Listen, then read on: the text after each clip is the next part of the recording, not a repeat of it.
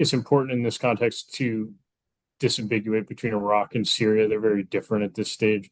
Iraq, on the one hand, the Iraqi army is proving relatively effective in countering ISIS. The U.S. trained forces like the Counterterrorism Service are still doing a great job in containing ISIS. ISIS attacks very rarely in Iraq at this point, nowhere near where they were even 2 years ago, but 4 or 5 years ago, it's a completely different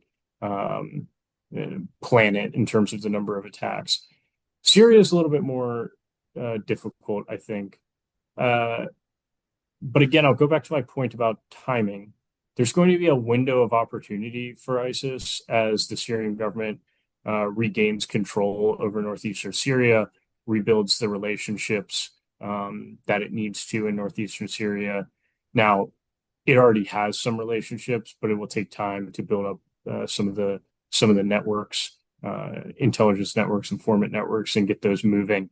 Now, that said, the Syrian government, which is slowly becoming the new U.S. partner for counterterrorism in Syria, is very good at building these informant networks.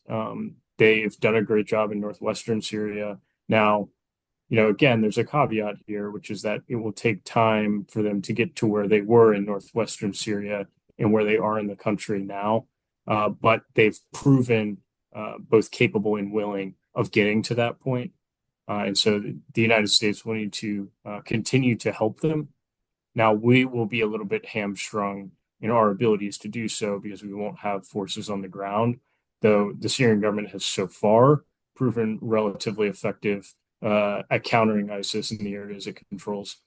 It all depends on the ceasefire and the integration agreement, which seems to be making progress.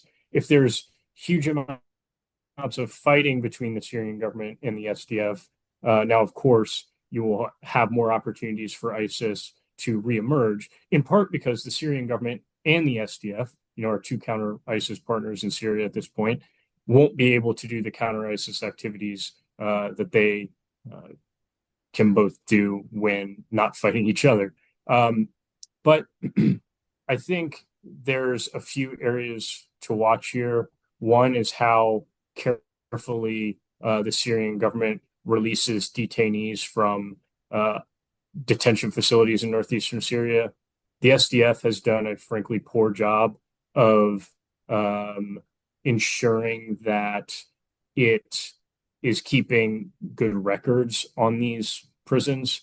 So the SDF has often arrested people for political reasons because they support the government in Damascus since December 2024. And this creates a whole litany of issues when it comes to evaluating who is actually ISIS and who isn't.